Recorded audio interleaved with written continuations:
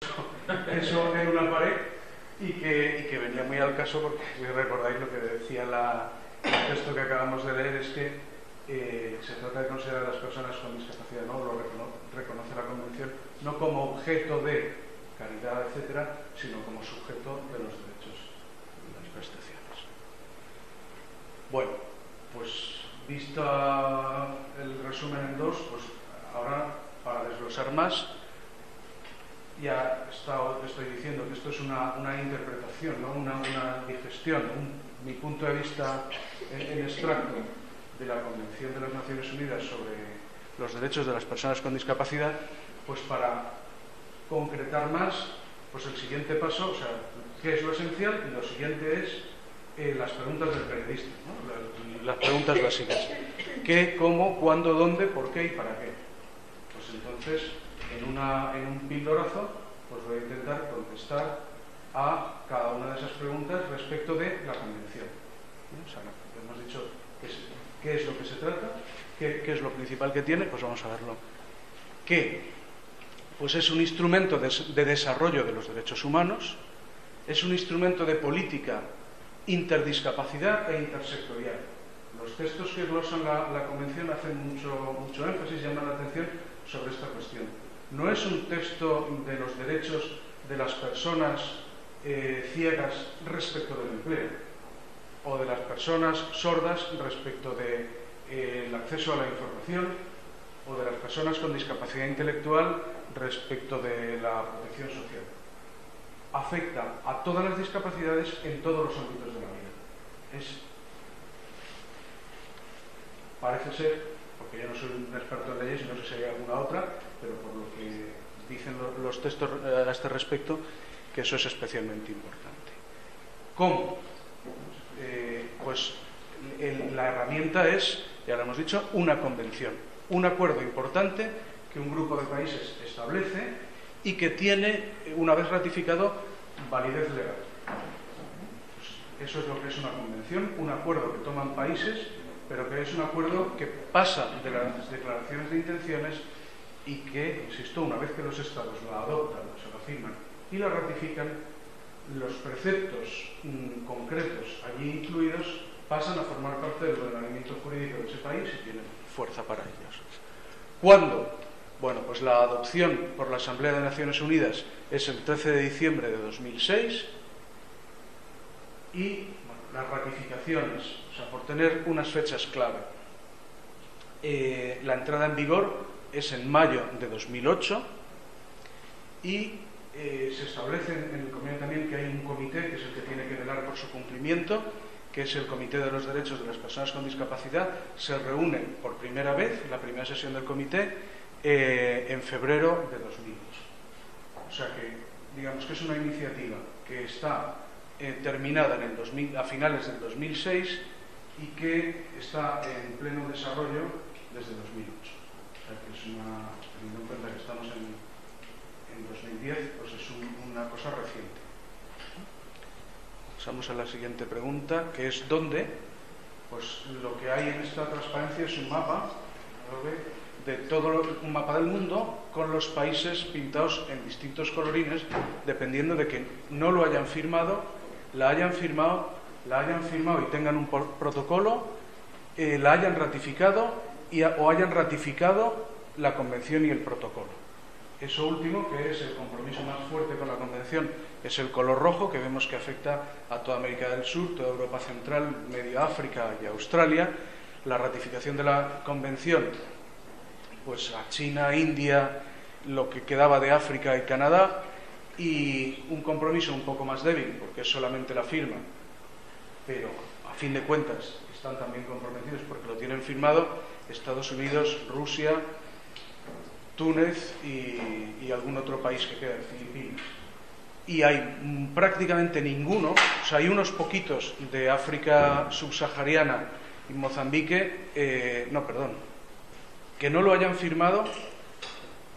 Es que me estoy confundiendo de colores. Bueno, ¿a qué vamos a entrar en detalles? La gran mayoría de los países del mundo están razonablemente comprometidos con la Convención y, en particular, España también la tiene firmada, ratificada creado el comité, puestas en marcha que hace falta también a nivel ya de cada estado delegar en un comité, pues está delegado en el CERMI el velar la tutela del cumplimiento de la convención, y se realizan informes periódicos, etcétera. Pero esto es el tipo de cosas en el que yo no quería gastar mucho tiempo en los detalles, sino en ir a las ideas más generales, ¿no? Entonces estábamos ¿dónde y por qué? ¿Por qué se hace esto? Eso es interesante. Este texto tan largo que he puesto es copiado y pegado traducido al castellano de la página de las Naciones Unidas sobre la Convención.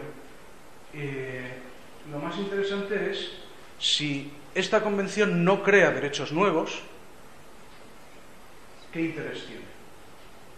Los derechos humanos ya estaban ahí y las personas con discapacidad, antes de la discapacidad, son personas, como decía José María en su introducción inicial, y como tales los derechos humanos afectan a todas las personas, a todo el género humano, pues hasta ahí podíamos llegar, naturalmente que ya están incluidos. Es decir, no se establecen derechos nuevos ni se establece su extensión a nadie, o sea, ya estaban. Sin embargo, ese 10% de la población mundial, aproximadamente 650 millones de personas que tienen alguna discapacidad, son personas con discapacidad, el 80% en países en vías de desarrollo, aunque sobre el papel sí que son titulares, eran con anterioridad a la Convención titulares de esos derechos, en la práctica, en muchísimas situaciones, esto no se estaba viendo reconocido en muchas situaciones. Entonces, se considera necesario el grupo promotor que hay detrás de la Convención enfatizar este hecho, subrayarlo, darle visibilidad.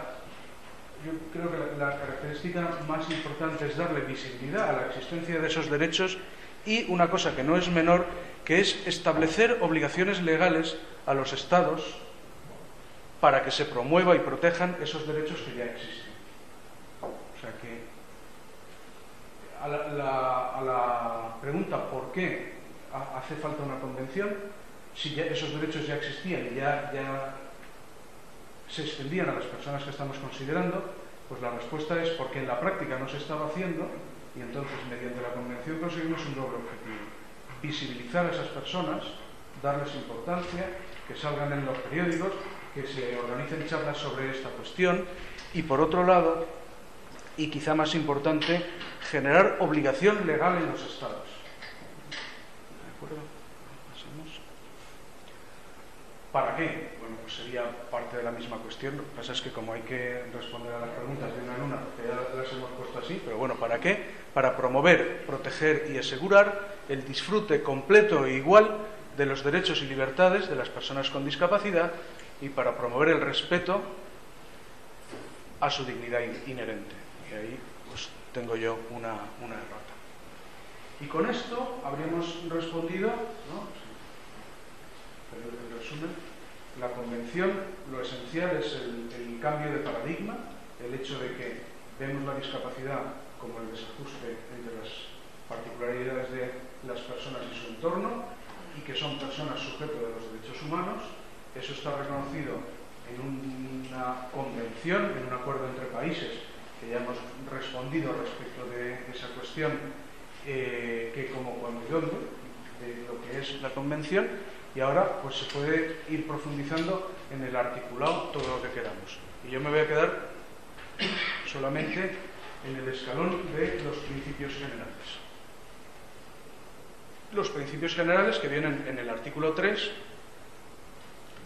En el fondo, lo que vamos a hacer aquí, o sea, lo que hace la Convención aquí es listarlos para que no se nos olvide ninguno. Entonces, pues todo, de nuevo, es bastante evidente, es como no podía estar este derecho, pero en fin, es interesante ver la lista, ver todo lo que se va enumerando en ese documento. Respeto a la dignidad y la autonomía personal inherentes a las personas, incluyendo la libertad de tomar las propias decisiones y la independencia de las personas, principio de no discriminación, de participación e inclusión en la sociedad plenas y efectivas, respeto a la diferencia y aceptación de las personas con discapacidad